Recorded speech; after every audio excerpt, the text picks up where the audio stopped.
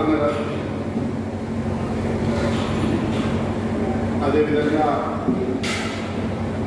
స్వర్ణకార రాష్ట్ర అధ్యక్షులు రాఘవాచారి గారు, కార్యదర్శి గారు, వెంకటాచారి గారు,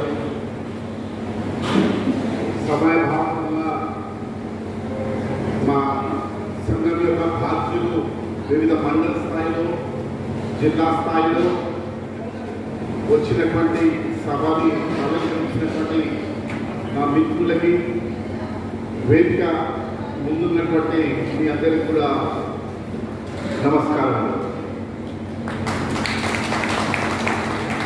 మిత్రులారా, దాదాపు 3 అవుతుంది. ఇది బియాండ్ లంచ్ టైం కాబట్టి నేను ఎంత సమయం తీసుకున్నాను, ఒక 10 నిమిషాలు మాట్లాడతాను. వాస్తవానికి కొంత సుదీర్ఘంగా మాట్లాడవచ్చు, అనేక విషయాలు మీతో షేర్ చేసుకోవచ్చు అనుకున్నాం, కానీ సందర్భాలు మనం అనుకున్నట్టుగా ఉండవు ప్రతిసారి. అయినప్పటికీ చాలా మన సోదరులు చాలా అద్భుతంగా మాట్లాడారు. మన స్వర్ణకాలంలో ఒక గొప్ప ఆర్ట్ నేను చాలా సందర్భాల్లో చూసింది ఏంటంటే, ది బెస్ట్ ఓరియంటర్స్ ఉన్నారు మన దాంట్లో, మంచి వక్తలు ఉన్నారు. ఇది బహుశా నేను అనుకోవడము, ఎప్పుడైతే మనం కింది స్థాయిలో క్షేత్ర స్థాయిలో పనిచేసుకుంటామో అప్పుడే ఆ పట్టు వస్తుంది మనకి ఇష్యూస్ మీద మాట్లాడాలి. అలాంటి ఇంతమంది మాట్లాడిన బహుశా నేను అనుకోవడము ఇంకా పెద్దగా మాట్లాడేది ఉండకపోవచ్చు. అయినప్పటికీ ఈ సభ నాకు అర్థమైనంత వరకు ఈ కాంటెక్స్ట్ ఏదైతే ఈ రాజస్థానీ వాళ్ళు మన మండల స్థాయిలో పెట్టబోయేటటువంటి ఒక జ్యువెలరీ షాప్ వ్యతిరేకంగా రిలే నిరాహార దీక్ష కూర్చుకొని రాజకీయ నాయకులు కేకే మహేందర్ రెడ్డి ఇచ్చినటువంటి ఒక ప్రామిస్ తోటి తాత్కాలికంగా మీరు ఆ రిలే నిరాహార దీక్షను విరమించినారు. అది ఒక తాత్కాలికం మాత్రమే. చరిత్రలో మనము ఇంతకన్నా పై ఎత్తులు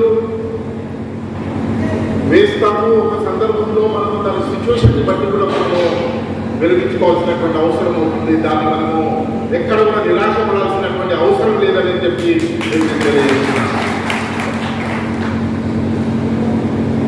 ఈరోజు కుల వృత్తులు విధ్వంసము అవుతున్నటువంటి ఒక దుర్మార్గమైనటువంటి ఒక సందర్భం. అయితే నేను చూశాను, నాకు కాస్త ముందొచ్చడంతో అధ్యక్ష కార్యదర్శులతో కొంత ఇంటరాక్ట్ అయ్యాను. ఈ మధ్యకాలంలో దాదాపు 2-3 ఏళ్ళ నుంచి నేను దాదాపు మన విశ్వకర్మలు, మన స్వర్ణకారులు పెట్టేటటువంటి సభలు, సమావేశాలు, ప్రధానంగా పోలీసుల వేదికలు, ఆ కుటుంబాల మీద జరుగుతున్నటువంటి హింస, దాని ద్వారా మొత్తం కుటుంబాలు చిన్న భిన్నమైనటువంటి దాని మీద అనేక సందర్భాలలో మీటింగ్లకు అటెండ్ అయ్యాను.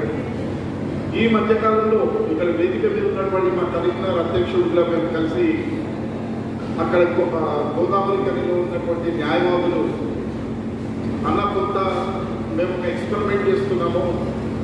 న్యాయవాదులు, స్వర్ణకారులు అందరూ ఒక దగ్గర కూర్చోబెడితే ప్రధానంగా బాధిత కుటుంబాలు న్యాయవాదులను కూర్చోబెట్టి ఒక సభ పెడతాము, నేను రావాలి.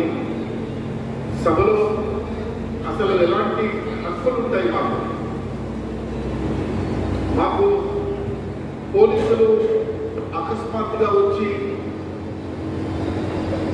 దుర్మార్గంగా ఇంటి మీద దాడి చేస్తే ఏం చేయాలనేటటువంటి దాని మీద ఒక అవగాహన సదస్సు పెడితే ఆ సదస్సు కూడా ఒక 4 రోజుల క్రితం పోయి చాలా పెద్ద ఎత్తున అక్కడ ఉన్నటువంటి న్యాయవాదులు, మన స్వర్ణకార విశ్వకర్మ న్యాయవాదులు చాలా పెయిన్ తీసుకొని ఆర్గనైజ్ చేసి అది చాలా సక్సెస్ఫుల్గా చేశారు.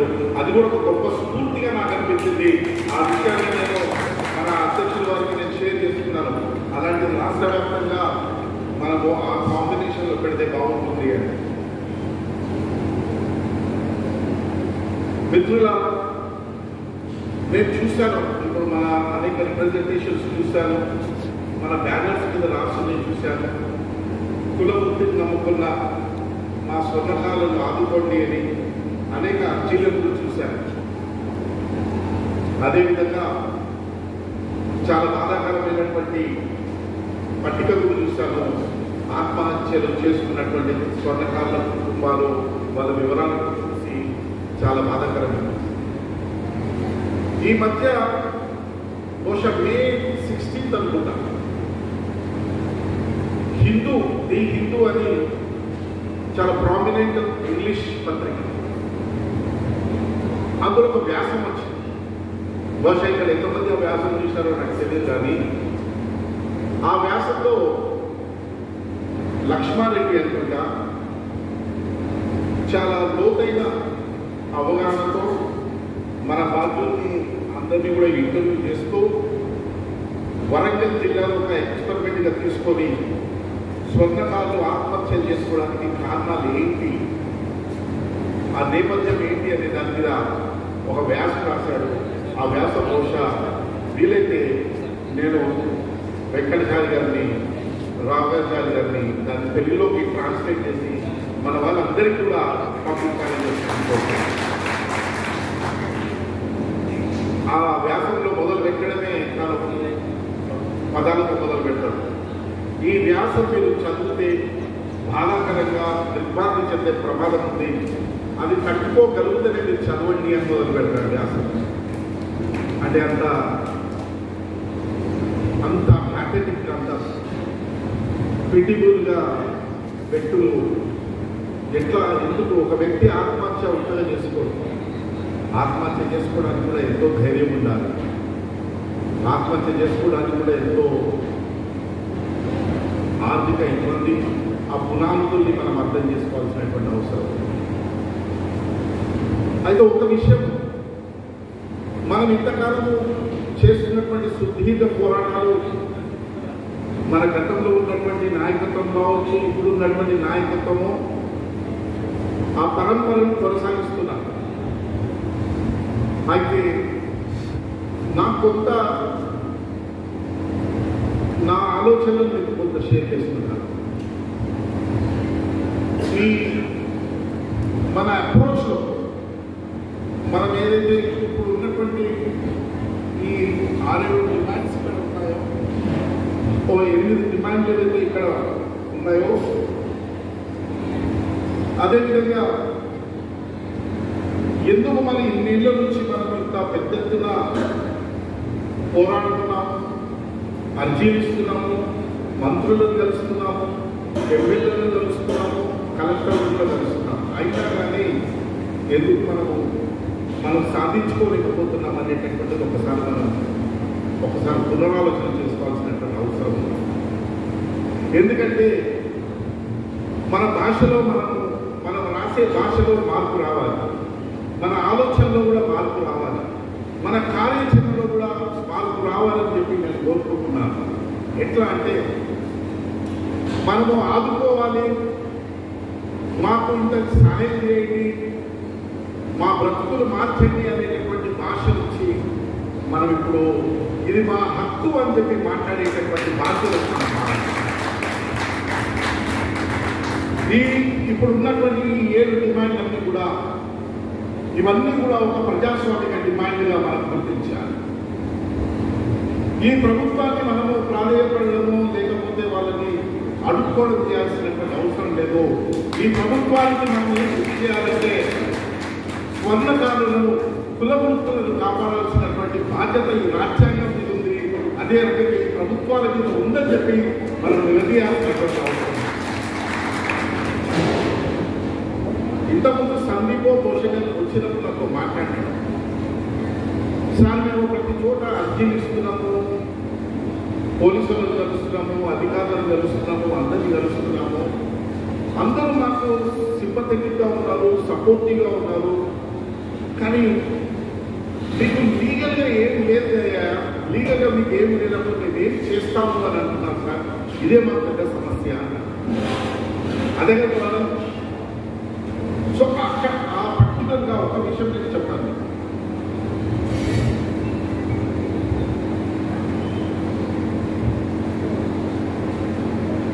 అసలు హక్కులంటే ఏంటి? హక్కులంటే ఏంటి? మన దాంట్లో రాసుకుంటున్నాం. చాలా మంది మనం మాట్లాడాం. ఇది స్వర్ణకాల జీవించే హక్కు. ఇక్కడ గుజరాతీలు కానీ, మరాఠీలు కానీ, లేకపోతే రాజస్థాన్ వాళ్ళు కానీ వచ్చి ఇక్కడ పెద్ద పెద్ద జ్యువెలరీ షాప్స్ పెట్టడం కానీ, కార్పొరేట్ ఎట్లయితే లలిత జ్యువెలరీస్ కానీ, శ్రీకృష్ణ జ్యువెలరీస్ కానీ, అనేక కార్పొరేట్ జ్యువెలరీస్ కానీ వీటిని మూసివేయాలి, స్వర్ణకారుల యొక్క వృత్తిని, కులవృత్తిని కాపాడుకోవాలని అది మనం మాట్లాడుతున్నాం కదా. ఇవన్నీ కూడా హక్కు కిందికి వస్తాయి. అంటే హక్కు అంటే ఏంటనేది మనకు ప్రాథమికంగా మనకు అర్థం కావాలి. అర్థం కాకపోతే ఏమవుతుందంటే మనం ఎప్పుడు కూడా ప్రాధాన్యతలు ఉంటాం. హక్కు అంటే మనకు కొంత అర్థం ఉంటుంది కానీ దాని పూర్తి మనకు ఆ పరిభాష అర్థం కాదు. అదే హిందీలో హక్ అంటే మనకు ఒక రకమైన ఉత్తేజం వస్తుంది. అదే ఇంగ్లీష్లో మాట్లాడితే రైట్స్ అంటాం. నా రైట్ ఎట్లా కాల రాస్తామంటారు. హక్కు అంటే ప్రజల యొక్క డిమాండ్స్,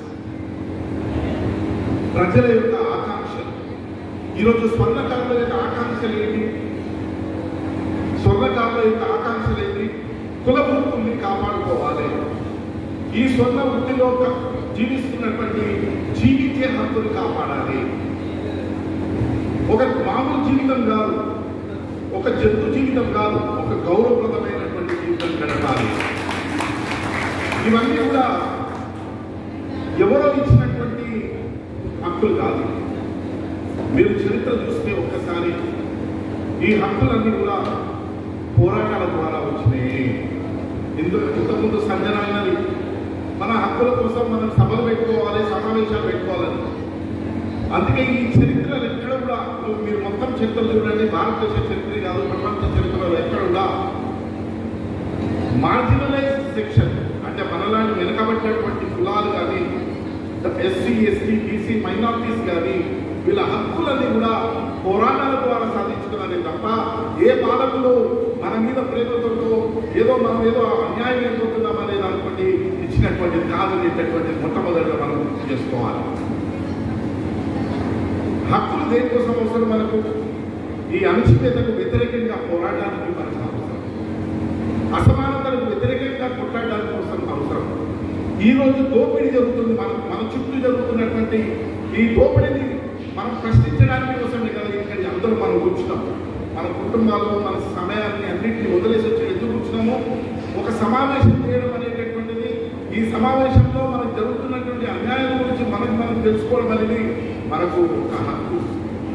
అందుకే భారత రాజ్యాంగంలో ప్రాథమిక హక్కులలో కూర్చొని మాట్లాడటము, ఒకరికొకరు వ్యక్తీకరించుకోవడం అనేటటువంటిది ఆర్టికల్ 19 అధికరణ కింద మనందరికీ ఆ హక్కు అనేటటువంటిది మనం గుర్తించుకోవాలి. అయితే ఈరోజు మనకందరికీ ఒక గందరగోళం ఏంటంటే మనము స్వర్ణకారులకు సంబంధించినటువంటి ఒక బోర్డు కావాలి, వెల్ఫేర్ బోర్డు. అదే రకంగా ఈ వృత్తిలో కూర్చొని పనిచేసి అనారోగ్యం గురైనటువంటి వాళ్ళకు పెన్షన్ కావాలి. అదే రకంగా ఏదైనా కుటుంబంలో ఒక వ్యక్తి ఆ వృత్తిలో నైపుణ్యతతో ఆర్థికంగా ముందుకు పోవాలంటే ఒక 10 లక్షల రూపాయలకు బ్యాంక్ సహాయం చేయాలి. ఇవన్నీ కూడా మనము ఎవరినో ప్రాధాన్యపడేవి, ఇవన్నీ కూడా మన ప్రాథమిక హక్కులుగా మనం గుర్తించాలి. మనం ఎప్పుడైతే ప్రాథమిక హక్కులుగా మనం గుర్తిస్తామో మనము అధికారులను కళ్ళబట్టి ధైర్యంగా ఎందుకు చెయ్యరా. మనకు రాజ్యాంగంలో ఈ హక్కులు ఉన్నాయి. మీరు ఒకసారి ఎందుకంటే ఈ భారతదేశంలో ప్రధానమంత్రి కాదు, మెంబర్ ఆఫ్ పార్లమెంట్ కాదు, సుప్రీం. ఈ భారత రాజ్యాంగం సుప్రీం అనేటటువంటి ముందు మనం గుర్తించాలి. ఈ భారత రాజ్యాంగంలో ఆదేశిక సూత్రాలు ఉన్నాయి. మీకు ఎప్పుడైనా వీలైతే చదవండి. ఆదేశిక సూత్రాలు డైరెక్ట్గా మన స్వర్ణకారుల యొక్క పరిస్థితులను, మన స్వర్ణకారుల యొక్క హక్కులను పూర్తిగా ఇంప్లిమెంట్ చేయాల్సినటువంటి బాధ్యత ప్రభుత్వం మీద ఉందని చెప్పి రాసి ఉంది అందులో. ఎందుకంటే ఒక ప్రాంతంలో ఆర్టికల్ 38 ఏమంటుందంటే భారత రాజ్యాంగంలో ఒకే ప్రాంతంలో కులవృత్తులలో ఉన్నటువంటి వాళ్ళని వేరే కార్పొరేట్ బడా వ్యాపారస్తులు వచ్చి అక్కడ దోపిడీ చేసి అసమానతను క్రియేట్ చేయడం అనేటటువంటిది స్టేట్ ఇమీడియట్ గా దాని చర్య తీసుకోవాలని.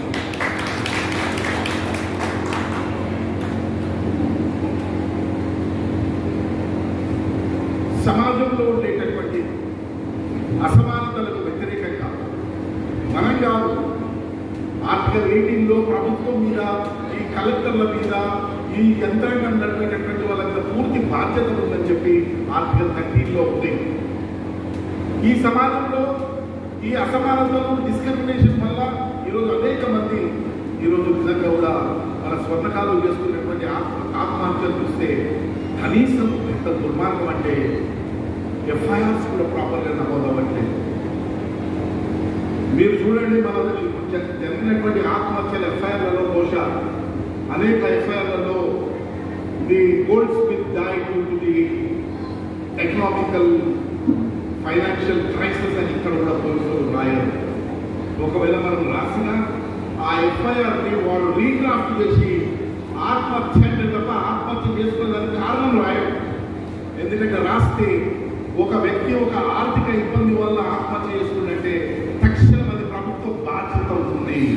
ఆ కుటుంబాన్ని నిలబెట్టాల్సినటువంటి బాధ్యత అవుతుంది. ఆ కుటుంబాన్ని ఆదుకోవాల్సినటువంటి బాధ్యత అవుతుంది. మీకు ఉదాహరణ చెప్తా, రైతుల ఆత్మహత్యలలో రైతు ఆత్మహత్య చేసుకుందని చెప్పి ఎఫ్ఐఆర్ నమోదనే ఇమీడియట్ గా ప్రభుత్వము కలెక్టర్ల యంత్రంగా పోయి కళ్ళు ఇండిపోతుంది. ఎస్పీ కానీ, కలెక్టర్ కానీ, ఆర్డీఓ కానీ, తహసీల్దార్ కానీ తక్షణం ఇంటికెళ్ళి ఆ రైతు ఇంటి దగ్గర ఆత్మహత్య చేసుకున్నటువంటి కారణాలను నోట్ చేసుకొని పూర్తిగా ఆర్థిక పరంగా, సామాజిక పరంగా ఇవ్వాల్సినటువంటి అన్ని రకాల ఆర్థిక సహాయాలు అందుతాయి. అందుకని ఆ ఆర్థిక సహాయం మీకు అందకుండా ఉండడానికి ఎఫ్ఐఆర్లను వక్రీకరిస్తున్నారు. చనిపోయిన తర్వాత ఇన్వెస్టిగేషన్ కూడా పూర్తిగా అన్ఫెయిర్ ఇన్వెస్టిగేషన్ చేస్తున్నారు, న్యాయబద్ధంగా చేయండి. అందుకే నేను ఇంతకుముందు మన బాధ్యతతో మాట్లాడుతున్నాను. ఒక న్యాయవాదులను కూడా, ఎందుకంటే ఈ సమాజంలో పనిచేస్తున్న ప్రతి ఒక్కరికి కూడా ఈ సమాజం నుంచి అనుభవంతో మనము ఎదిగిన వాళ్ళం కాబట్టి మన బాధ్యత కూడా ఈ సమాజానికి ఇవ్వాల్సినటువంటి ఒక బాధ్యత ఉంటుంది. కాబట్టి న్యాయవాదులను కూడా మన స్వర్ణకాలం న్యాయవాదులే కాదు, ప్రజాస్వామికంగా ఉండేటటువంటి ఏ న్యాయవాదులు కూడా మనం కలుపుకొని మన పోరాటాన్ని ముందుకు తీసుకెళ్లాల్సినటువంటి అవసరం ఉంది. ఈరోజు నిజంగా భారతదేశం చాలా అప్రిషియేట్ చేస్తాను. ఈరోజు అనేక భావ సారూప్యత ఉన్నటువంటి, భావజాలం ఉన్నటువంటి వ్యక్తుల్ని వేదిక మీదకి పిలవడం నిజంగా కూడా స్వర్ణకాలం మనకు మనమే ఉద్యమాన్ని నిర్మించలేదు. మనకు సమాజం నుంచి కూడా సపోర్ట్ కావాలి, ఇతర కులాల నుంచి సపోర్ట్ కావాలి, ఎస్సీ, ఎస్టీ, బీసీ, మైనారిటీల నుంచి కూడా పూర్తిగా సపోర్ట్ కావాలి. అరే స్వర్ణకాలం కోరేది ప్రజాస్వామిక హక్కు, వాళ్ళు కోరుకునేటటువంటిది ఒక డెమోక్రటిక్ రైట్, రాజ్యాంగబద్ధంగా కోరుకుంటున్నారు. ఈ ప్రభుత్వానికి వెల్ఫేర్ బోర్డు ఏర్పాటు చేయాల్సినటువంటి బాధ్యత ఉందని చెప్పి మిగతా వాళ్ళతో అందరితో కూడా సంఘీభావం వచ్చేటటువంటి ఒక పెద్ద ఎత్తున ఉద్యమాలు నిర్మించాల్సినటువంటి అవసరం కూడా ఉందని చెప్పి ఈ సమావేశంగా నేను తెలియజేస్తున్నాను. మిత్రుల ద్వారా మనం నిరాశపడాల్సినటువంటి అవసరం లేదు. సంఖ్య ఎంత తక్కువ మంది వచ్చినారనేది కాదు, మనం ఎంత క్వాలిటేటివ్గా, మనం ఎంత క్రియేటివ్గా మనం కార్యక్రమాలు తీసుకొని మనం వీటిని ముందుకు తీసుకెళ్తాం అనేటటువంటిది చాలా ప్రాధాన్యం. మనం చూసాం, ఇంతకుముందు నేను మాట్లాడుతుంటే మన రాజకీయ నాయకులు మన విశ్వకర్మలో, స్వర్ణకాలంలో ఎంతమంది ఉండొచ్చే ఈ కాంగ్రెస్లో కానీ, టీఆర్ఎస్లో కానీ ఏ స్థాయిలో ఉండాలని చెప్పి నేను ఇంతకుముందు చర్చ చేస్తే దాదాపు జీరో ఉన్న ఒకరు ఇద్దరు మధుసూదన కానీ ఇంకో 2-3 పేర్లు తప్ప పెద్దలు కూడా మనం రాజకీయంగా కూడా ఎదగలేదు. కాబట్టి రాజ్యాధికారం కూడా చాలా ప్రధానమైనటువంటిది. అందులో కూడా మన స్వర్ణకారులు కూడా పూర్తిగా కొంత టైం ఇచ్చి అందులో కూడా పనిచేయాల్సినటువంటి అవసరం, అది కూడా చాలా అవసరం. చివరిగా నేను చెప్పేది ఏంటంటే, ఈ డిమాండ్స్ అన్నీ కూడా ఇప్పుడు పెట్టినటువంటి డిమాండ్స్ అన్నీ కూడా ఈ డిమాండ్స్ని మనం ముందుకు తీసుకెళ్తాం. ఎందుకంటే ఒక యంత్రాంగం అవసరం దేని చేయాలని ఒక బోర్డు అనేటటువంటి వస్తే ఆటోమేటిక్గా సిస్టమేటిక్గా దానికి ఒక రాజ్యాంగపరమైనటువంటి అన్ని గుర్తింపులు వస్తాయి, అన్ని రకాల ఒక అవకాశాలు కల్పించేటటువంటి పరిస్థితి వస్తుంది. ఎందుకంటే చాలా దుర్మార్గంగా ఉంటుంది పరిస్థితి. కులవృత్తులు మన స్వర్ణకారులే కాదు, అనేక కులవృత్తులు ఈరోజు ధ్వంసానికి గురవుతున్నాయి, మొత్తం విధ్వంసం అవుతున్నాయి. కార్పొరేట్ శక్తులు చాలా వేగవంతంగా దూసుకొని వస్తున్నారు. మీరు చూస్తే ఈరోజు రిలయన్స్ కానీ, బోర్డు షాపులు కానీ, చిన్న చిన్న కిరాణా షాపులు నడుపుతున్నటువంటి వాళ్ళ జీవితాల మీద ధ్వంసం చేస్తున్నటువంటి చూస్తున్నారు. అందుకే ఒక ఫ్రెంచ్ ఫిలాసఫర్ అంటాడు, నాజీలు ఒక యూదుని ఒక కమ్యూనిస్ట్ని పట్టుకోవడానికి వస్తే అయ్యో నేను కమ్యూనిస్టుని కాదు కదా అని చెప్పి కామ్గా ఉంటాడంట. మళ్ళీ అదే యూదులు నాజీలు మళ్ళీ వచ్చి ఇంకొక ఒక పొలిటికల్ ఫైటర్ని పట్టుకెళ్తా అంటే అతను కూడా నేను కాదు కదా అంటాడు. చివరికి ఒక జూని పట్టుకోవడానికి వచ్చినప్పుడు తను వెనక తీస్తే ఒక వ్యక్తి కూడా ఉంటాడు.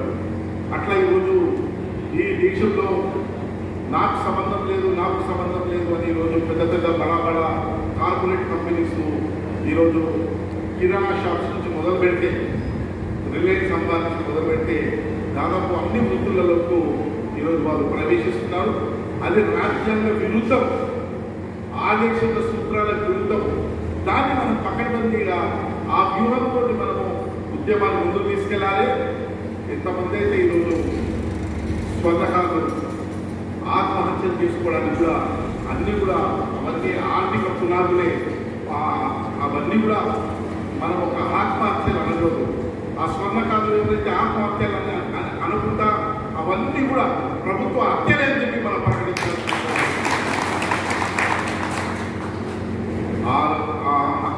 వీటికి సంబంధించినటువంటి మా రాష్ట్ర బాధ్యతలు అన్ని ఎఫ్ఐఆర్లు అవన్నీ సేకరించేటటువంటి ఎవరికైనా బాధ్యత చెప్తే వీటన్నింటినీ కూడా న్యాయపరమైన ఆ కుటుంబాలకు మనం ఏం చేయగలుగుతాం, ఎట్లా భరోసా ఇవ్వగలుగుతాం, ఎట్లా నిలబెడతాం. ఎందుకంటే ఆ పిల్లలను నిలబెట్టడం ఇది కూడా మన నైతిక బాధ్యత. ఆ కుటుంబాలకు ఒక మంచి విద్య ఇవ్వడం, ఆ పిల్లలు ఈరోజు నిజంగా పద్ధతులను చదువుతుంటే చాలా నేను ఎర్లీ మార్నింగే చదివాను. చాలా పిల్లలు చాలామంది వృత్తిలో పని దొరక ఆటోలు నడుపుతున్నారు, క్యాబ్ డ్రైవర్లు ఉన్నారు స్వర్ణకారులు. ఈ మధ్య బోయినపల్లి పోలీస్ స్టేషన్లో ఓ స్వర్ణకారుడు వృత్తి పని లేక పెయింటింగ్ వేయడానికి ఒక ఇంటికి పోతే పెయింటింగ్ వేసిన తర్వాత నెల రోజుల తర్వాత అతను దొంగ అని చెప్పి ఒక నెలంతో పోలీస్ స్టేషన్లో ఒక ఎఫ్ఐఆర్ నమోదు. చిత్రహింసలు గురి చేసినారు. 1 రోజు 2 రోజులు 3 రోజులు భార్య ప్రెగ్నెంట్ ఉంది, 7వ నెల. 10 తులాల బంగారం అని పెట్టి 10 నుంచి 5 తులాలు ఏం చేయాలని అర్థం కాక నేను ఇంటర్నెట్ చిత్రహింసలు 3rd డిగ్రీ టార్చర్ మొసలు ఎక్కించి కొట్టినారు. ఇంటికి పోయి నేను వస్తాను సార్ అని చెప్తే లక్షల రోజు రారా కొడకదు అంటే ఇంటికి పోయి వాయిస్ రికార్డ్ వీడియో రికార్డ్ చేసుకొని ఆత్మహత్య చేస్తున్నారు. వయసు 25 ఏళ్ళు, 22 ఏళ్ళ భార్య, 7వ నెల ప్రెగ్నెంట్, ఒక పాప. ఆ బస్తీకి పోయి చూస్తే కనీసం కూర్చోవడానికి కూడా ఒక 4 పడ్డంత ఇల్లు. మెదక్ జిల్లా నుంచి మైగ్రేట్ అయ్యి వచ్చినారు. దాని మీద హైకోర్టులో కేసు వేయడం జరిగింది. ఒకటైతే మీకు చివరిగా చెప్పి నేను గుర్తించేది ఏంటంటే ఈరోజు న్యాయ వ్యవస్థ కూడా ఈరోజు ప్రజల పక్షాన లేదు, ప్రజలకు సానుభూతిగా లేదు. గతంలో ఉన్నటువంటి న్యాయ వ్యవస్థ ఇప్పుడు లేదు. న్యాయ వ్యవస్థలో కూడా ఎట్లయితే రాజస్థానీలు కార్పొరేట్లు వచ్చినారో ఈ జడ్జిలు కూడా మొత్తం కార్పొరేట్ జడ్జిలు మొత్తం కూడా బడా వ్యాపారస్తులు ఈరోజు జడ్జిలుగా అయినారు. వాళ్ళకి ప్రజల బాధలు తెలియదు, కష్టాలు తెలియదు, ఆకలి అంటే తెలియదు. ఒక ఉన్నతమైనటువంటి అగ్రకులాలలో ఉండి జడ్జిలు అయిపోయి వాళ్ళ చుట్టూ ఉండేటటువంటి పోలీస్ వ్యవస్థ, వాళ్ళకి సెక్యూరిటీ ఎట్లయితే ఉంటుందో పోలీసులు కూడా మొత్తం దేశంలో అలాగే ఉంటారని అనుకుంటారు. వాళ్ళ ఇంట్లో సెక్యూరిటీగా ఉండేటటువంటి పోలీసులు ఈ దేశంలో ఉన్నటువంటి ప్రతి పోలీస్ స్టేషన్లో కూడా అంత వినయంగా, అంత గౌరవంగా ప్రజలతోటి మెలుగుతున్నారని చెప్పి మాట్లాడుతున్నారు. కాబట్టి ఈ జియో 272 జియో గురించి మేము చర్చిస్తాం. ఖచ్చితంగా లోతైన చర్చ మనం అందరం కలిసి చేస్తాం. అయితే ఆ రోజుల్లో మన స్వర్ణకారుల సంఘం వాళ్ళకు తోచిన మేరకు, వాళ్ళకున్న శక్తి మేరకు వాళ్ళు చేసినటువంటి స్ట్రగుల్ తోటి ఆ జియో 272 రావడం జరిగింది. దాన్ని ఆ సందర్భంలో మనం ఖచ్చితంగా వాళ్ళని రక్షించుకోవాల్సినటువంటి విషయం. అయితే మారిన పరిస్థితులకి పోలీస్ వ్యవస్థలో పెరిగినటువంటి వికృతమైన దుర్మార్గమైన చిత్రహింసలు అనేటటువంటి పద్ధతులు ఈరోజు రెట్టింపైనాయి. కాబట్టి అన్నిటిని దృష్టిలో పెట్టుకొని రాష్ట్ర కమిటీ, అదేవిధంగా మన బాధ్యతలో ఉన్నటువంటి స్వర్ణకాలతోటి కూర్చొని అసలు జియోని పూర్తిగా మనం సవరించి ఒక పకడ్బందీగా మన హక్కుల్ని మనం కాపాడుకునేటట్టుగా సెర్చ్ చేసేటప్పుడు కానీ, సీజర్ చేసేటప్పుడు కానీ, మన ఇంటి మీదకి పంచనామా చేయడానికి వచ్చినప్పుడు కానీ పూర్తిగా రాజ్యాంగబద్ధంగా హక్కులను పరిరక్షించుకునే విధంగా ఒక డ్రాఫ్ట్ మనమంతా కలిసి చేసి అది ప్రభుత్వం ముందు పెడతామని చెప్పి కూడా తెలియజేస్తున్నాం. ఎందుకంటే ఈ జియో 272 చూసిన తర్వాత సమగ్రంగా లేదు, దాన్ని మనము సమగ్రంగా పూర్తిగా అన్ని పద్ధతులలో దాన్ని మనం చేసుకొని కనీసము, ఎందుకంటే ఫస్ట్ ఆఫ్ ఆల్ ఈ దొంగ బంగారము మంచి బంగారం అనేటటువంటి దగ్గర ఉండదు. బంగారం బంగారమే. ఈరోజు బంగారము కార్పొరేటర్లు కొంటున్నారు, స్వర్ణకారులు కొంటారు. కొనేటటువంటిది ఒక హక్కు. కానీ పోలీసులకు నేను కొన్నాను కదా అని చెప్పి నన్ను చిత్రహింసలు పెట్టి రాజ్యాంగ విరుద్ధంగా వాళ్ళు ప్రవర్తించడం అనేటటువంటి ఒక హక్కు లేదు. ఎన్ని కిలోల బంగారం ఉన్నా, ఎంత ఉన్నా పోలీసులు రాజ్యాంగబద్ధంగానే నడవాలి. వాడు మన ఇంటికి వచ్చిందంటే యూనిఫామ్లో రావాలి. అరెస్ట్ చేయడానికి వీల్లేదు. ఎంత పెద్ద సెక్షన్ పెట్టినా 411 7 సంవత్సరాల లోపు ఉన్నటువంటి కేసు అది. అలాంటిది నీకు నోటీస్ ఇవ్వాలి, సమన్స్ ఇవ్వాలి, నీ దగ్గర వచ్చి గౌరవ పద్ధతిలో తన పేరేదో చెప్పాలి, నువ్వు వచ్చిన వెహికల్ ఏంటో తెలియాలి. నాకు ఇప్పుడు రావడానికి నాకు సమయం లేదు, నేను తర్వాత వస్తా, మన కుల సంఘ నాయకులను తీసుకొని వస్తా అంటే నోరు మూసుకొని పోవాలి. పోలీస్ స్టేషన్లో కూర్చుంటే పోలీస్ స్టేషన్లో పోతే కూర్చోబెట్టాలి. అరగంట ఒకసారి ఛాయ్ ఇవ్వాలి, మంచి నీళ్ళు ఇవ్వాలి, అవసరమైతే లంచ్ పెట్టాలి. ఇవన్నీ కూడా హక్కులు మనకి. పోలీస్ స్టేషన్లో 24 గంటల కన్నా ఎక్కువసేపు కూర్చోకూడదని చెప్పి చట్టం చెప్తుంది, సెక్షన్ 54 CRPC. ఎందుకంటే అంటే మన రాసినటువంటి పాలకులు ఏంటంటే ఏ వ్యక్తి అయినా కానీ పోలీస్ స్టేషన్లో 24 గంటల కన్నా ఎక్కువ వాళ్ళ జీవితానికి ప్రమాదం అని. కాబట్టి మన వాళ్ళని రోజులు తరబడి పోలీస్ స్టేషన్లో పెట్టుకుంటారు తీసుకెళ్ళి. ఈ రోజుల తరబడి పెట్టడము, చిత్రహింసలు గురి చేయడము, బలవంతం పెట్టి పంచనామా కన్ఫ్యూషన్ రాయడం అనేటటువంటి దాన్ని మనం స్పష్టం చెప్పాలి. మన సంఘ నాయకులు కూడా జిల్లా స్థాయిలో, మండల స్థాయిలో, జిల్లా స్థాయిలో ఉన్నటువంటి నాయకత్వానికి కూడా మన బలమైనటువంటి ట్రైనింగ్ ఇవ్వాల్సినటువంటి అవసరం ఉందని చెప్పి కూడా తెలియజేస్తున్నాను. ఉదాహరణకు నేను ఇంతకుముందు మన మిత్రుడు మాట్లాడినాడు, నిజామాబాద్లో మేము ప్రయోగం చేశాం. ఇది నల్గొండలో ప్రయోగం ఏంది, వాడు 20 తులాల బంగారం ఇస్తావా లేకపోతే నీ మీద కేసు పెట్టాలి.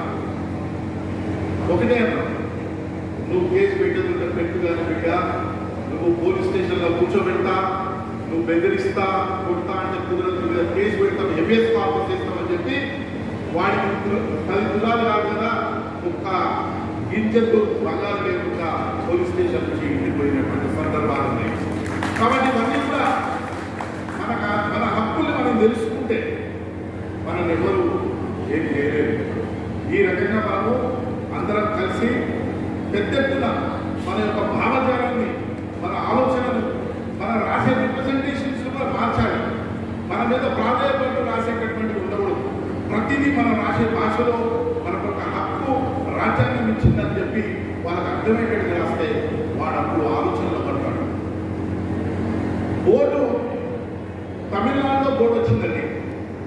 స్వర్ణకార బోర్డు వచ్చింది, విశ్వకర్మ బోర్డు వచ్చింది, గుజరాత్లో వచ్చింది, మరి మన ఆంధ్రప్రదేశ్లో వచ్చింది. మరి మన రాష్ట్రంలో ఎందుకు రాదు? మన రాష్ట్రంలో ఎందుకు రాదు? ఖచ్చితంగా వస్తుంది. ఈ పెన్షన్లు ఇవన్నీ కూడా చిన్న విషయాలు. పెద్ద ఎత్తున మనము ప్రధానమైనటువంటిది మన విశ్వకర్మలకు సంబంధించినటువంటిది హైదరాబాద్లో 5 ఎకరాల పొలాన్ని సాధించిన 5 ఎకరాల భూమి. అదే మామూలు విషయం కాదు. కాబట్టి ఈ అన్ని డిమాండ్లు కూడా మన ప్రజాస్వామిక డిమాండ్లు, ఇవన్నీ కూడా ప్రాథమిక హక్కులు, ఆదేశిక సూత్రాలలో ఉన్నటువంటి హక్కులు. కాబట్టి మన స్వర్ణకారులను జీవించే హక్కుని, గౌరవప్రదమైన జీవించే హక్కుని ప్రొటెక్ట్ చేయడానికి, కాపాడడానికి మా వంతు మనమందరం కలిసి ఐక్యంగా పోరాటం చేద్దామని తెలియజేస్తూ ఈ అవకాశం ఇచ్చినటువంటి ఈ బాధ్యతలు సిద్ధపడి తీసుకున్నాం.